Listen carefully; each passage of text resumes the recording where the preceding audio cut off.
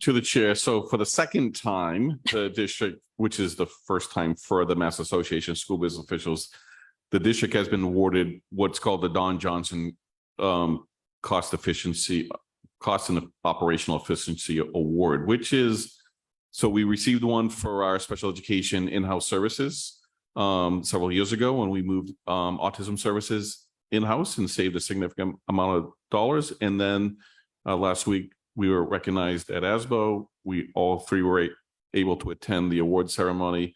And it does recognize and was well received the efforts that Worcester has made in terms of moving student transportation in-house, the cost savings and how we've been able to use those cost savings to improve transportation options for students, to removing some of those barriers, particularly what we just talked about for those student organizations at minimal cost to the district. And so that was well received. And again, that's really through the work of the gentlemen that surround me day in and day out for the last 3 years consistently. And quite frankly, the support of the school committee. This would not have happened without the support of the school committee. So it truly was awarded to the district, not to any individual. And so that does speak to the collective efforts of what it needed to move transportation, student transportation to where we are. Where I spent the entire time speaking to other districts and staffing shortages that they continue to face, vehicle shortage that they continue to face, customer service issues that they have with their contracted service provider. We're dealing with some of those ourselves, but we're also been able to address and be held accountable for everything else regarding student transportation. So we have work to do. We recognize that. Really, it's just around filling the driver gap. I think everything else is taking care of itself.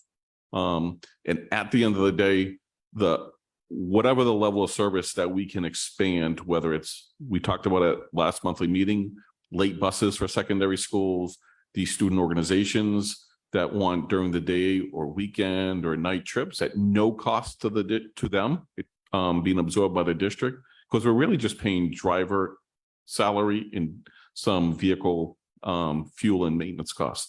Other than that, there's no profit to be made. We can do it at a very minimal cost to the district to do that. So we are proud of that accomplishment. And we know the district is getting another award later this fall for this move. So thank you to the school committee. Thank you to the transportation team who is living and working this out on a daily basis. It's truly been a success and recognized by the Mass Association of School Business Officials. So thank you. Excellent. Congratulations.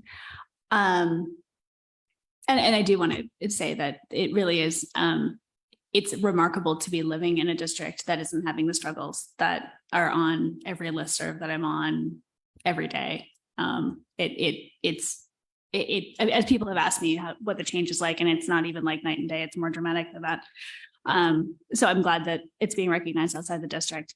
I also did want to echo what you had said in terms of the revolution of field trips, as someone who historically remembers that the main reason that we didn't send students on field trips was not actually the cost for the museum or the zoo or the whatever, it was actually the cost of the buses.